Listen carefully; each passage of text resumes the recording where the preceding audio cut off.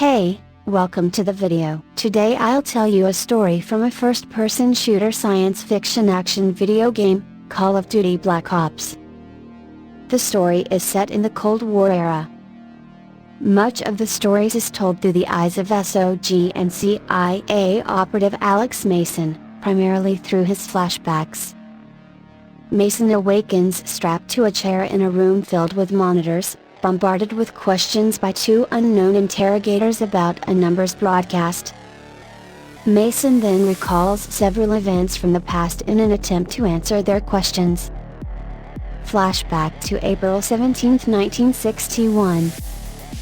Mason and his comrades, Frank Woods and Joseph Bowman, take part in the Bay of Pigs invasion to assassinate Fidel Castro and assist CIA-sponsored Cuban exiles in overthrowing Castro's communist regime.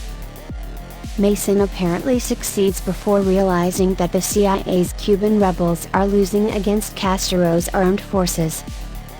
Therefore, he decides to stay behind to protect the extraction plane with Woods and Bowman aboard from an oncoming blockade.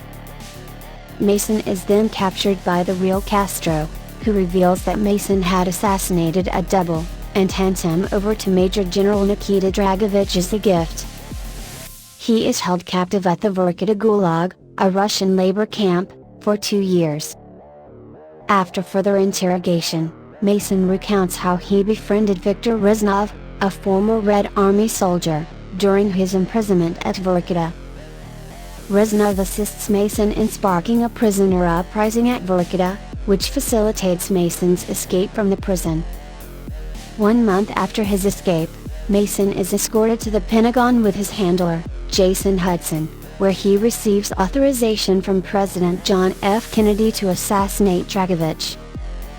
Mason briefly envisions pointing a gun at Kennedy. He is then dispatched with Woods and Bowman to Baikonur Cosmodrome in the Kazakh SSR to sabotage the Soviet space program. The team saves a captured operative and destroy the Soyuz 2 rocket as it is launched. Dragovich, who is present at the launch, escapes alive, forcing Mason to spend the next 5 years searching for him. By 1968, the SOG, including Mason, is deployed in Vietnam to investigate the Soviet presence. After Mason helps defend the military camp at Khe Sanh, he is deployed to Hue during the Tet Offensive to recover a dossier with information on Dragovich from an unnamed defector. The team recovers the dossier, and Mason discovers that Reznov is the defector. After Mason escapes Hue City, the perspective shifts to Hudson in Kowloon, Hong Kong, where he and Weaver are sent to find and interrogate Dr. Clark, a scientist working under Dragovich. Clark reveals the location of a hidden facility in the Ural Mountains before the trio are ambushed by Dragovich's men.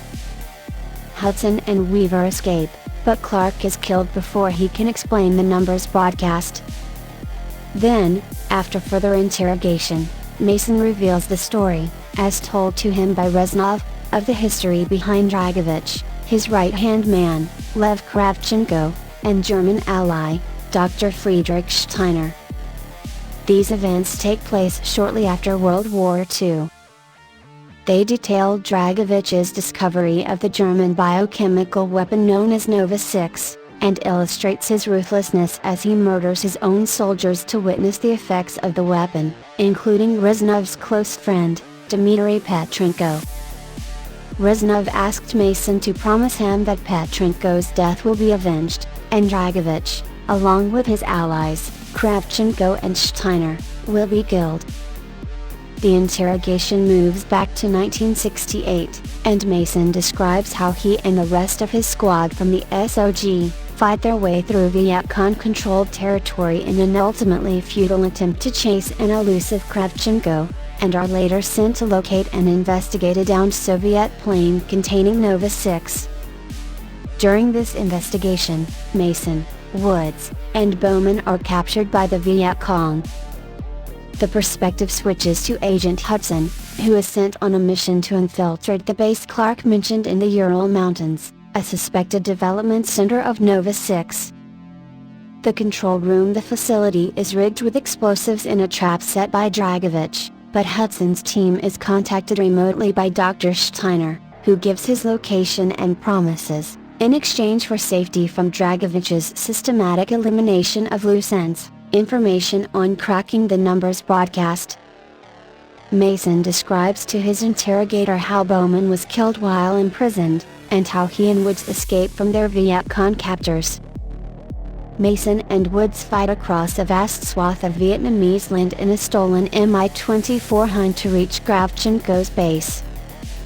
At this base, Mason again meets Reznov, who leads him through the base towards Kravchenko. They confront Kravchenko and Woods stabs him, but Kravchenko pulls the pins off of 4 grenades strapped to his chest, forcing Woods to sacrifice himself by tackling Kravchenko out of the window. In a huge explosion, Mason presumes the 2 dead. Mason and Reznov then recover documents that lead them to Rebirth Island, the location of Dr. Steiner. Mason's story converges with Hudson's at Rebirth Island, as both fight their way through a Soviet Nova 6 research and production facility to reach Dr. Steiner. Hudson engages in an all-out assault on the facility with light armor and a squad of CIA operatives, while Mason sneaks into the facility with Reznov. Mason and Reznov reach Steiner only shortly before Hudson and Weaver, and Mason watches as Reznov murders Steiner. However, when the same story is retold through Hudson's eyes, it is revealed that it was, in fact, Mason alone who shot Steiner, while exclaiming that he was Reznov and would have revenge. The flashbacks end and the interrogation continues.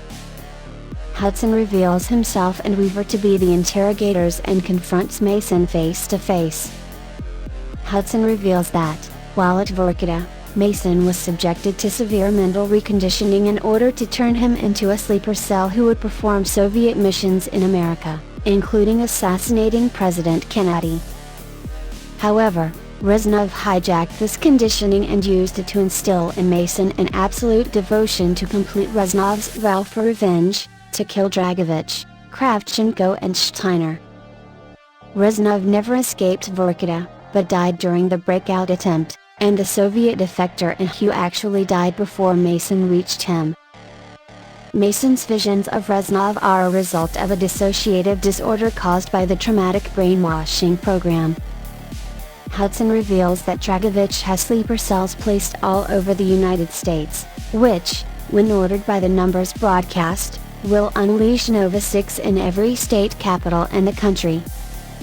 As a result, the United States is now at DEFCON 2 and preparing a preemptive nuclear strike on the Soviet Union. Hudson further explains that the CIA needed Steiner alive to decipher the numbers broadcasts for them so they could abort the Nova 6 release, but with his death, only Mason has any knowledge of the numbers station. As the reprogramming of Mason's brain is finally broken, Mason recalls the origin of the numbers broadcast, a ship off the shore of Cuba called the Rusalka. CIA raid operation on Rusalka begins, with Mason and Hudson infiltrating the underwater base protecting the ship, and Hudson calling the United States Navy to destroy the Rusalka. In the lower levels of the facility, Hudson and Mason confront Dragovich, and Mason strangles and drowns him to death before escaping with Hudson. He then regroups with Weaver, who declares victory. Archive footage of President Kennedy prior to his assassination on November 22, 1963 is shown, revealing Mason was among onlookers who watched Kennedy disembark from Air Force One at Love Field. His presence, and Dragovich's taunt before his death, suggest that Mason may have carried out his initial programming. That's the end of this video. Thanks for watching. Don't forget to hit the like and subscribe button if you enjoy this content. This is Black Raven, and I'll see you next time. Sign off.